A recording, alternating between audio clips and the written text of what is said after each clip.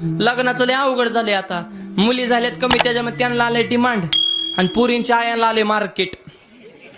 पुरींच्या आयांना जेवढं मार्केट आहे तेवढं कांद्याला सुद्धा नाही. लय फोकस मध्ये सध्या. कुठं लग्नाला गेलं नुसत्या शायलिंग आणि त्यात नाकात नताला झटका नुसतं वजन टाकतात. आणि पोरांच्या बापांची तोंडात चिमणीवणी झाले ते.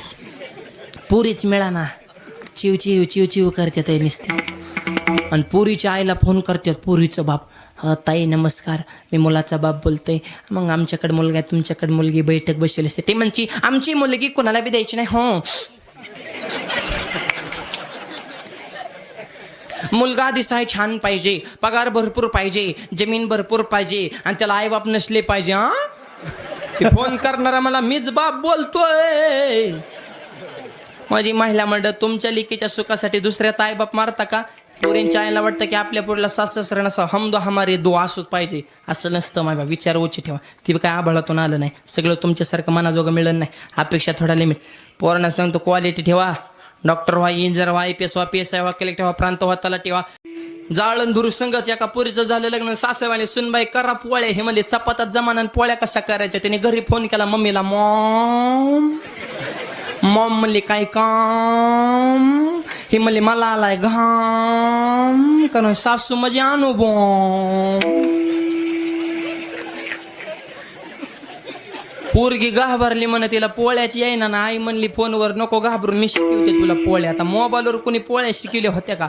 डाळ गुळ तेल मीठ लिस्ट गोळा केली, वाकड्या तिकड्या पोळ्या बनवल्या, आमटी करा बसली. कांदा मीठ मिरची चिरी मोहरी लसूण कोथिंबीर हळद कशाचा अंदाज नाही. म्हणजे मिरच्या किती टाकल्या पाहिजे पण झणझणीत आमटी झाली पाहिजे. म्हणजे कमीत कमी एका माणसाला 10 तरी मिरच्या पाहिजे अंदाज. 5 माणसाला 50 मिरच्या आमटी टाकल्या. नुसती हिरवी कार आमटी केली.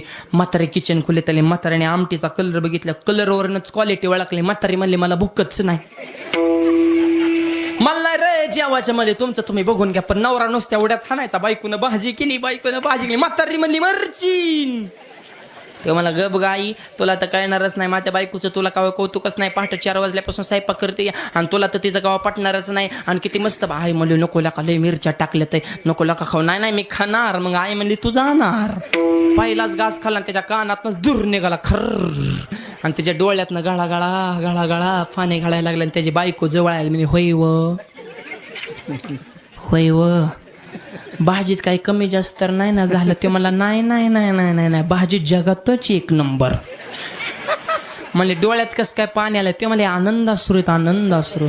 मग देऊ का अजून थोडी भाजी. नकोय म्हणलं हेवचा आनंद लय झाला.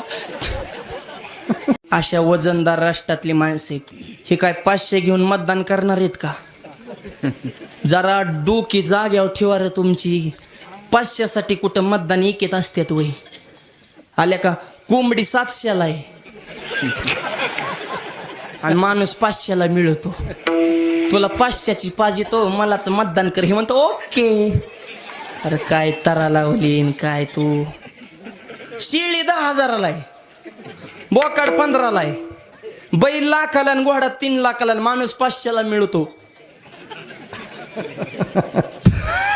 म्हणजे ह्यांच्यापेक्षा आपली किंमत कमी का? हा विचार सोडल्यावर आपण पशुच आहे माझ्या बाबा. आपण विचार संपन्न जीवन जगणारी माणसे म्हणून विचार उच्च ठेवा. आणि शेवटचं वाक्य महिला म्हणलं तुम्हाला सांगतो. चांगली मुलं जर घडवायची असेल तर 3 वाक्य आहे का? रामकृष्ण हरी नावाचा उच्चार राहू द्या तुमच्या ओठाला. गरोदरपणामध्ये ज्ञानेश्वरी गाथा भागवतेचा परशु द्या तुमच्या हाताच्या बोटाला. आणि आळंदीचे ज्ञानोबा येतील तुमच्या पोटात. असेच नवनवीन व्हिडिओ पाहण्यासाठी आपल्या चॅनलला आता सबस्क्राईब करा, लाईक करा. रामकृष्ण हरी मंडळी.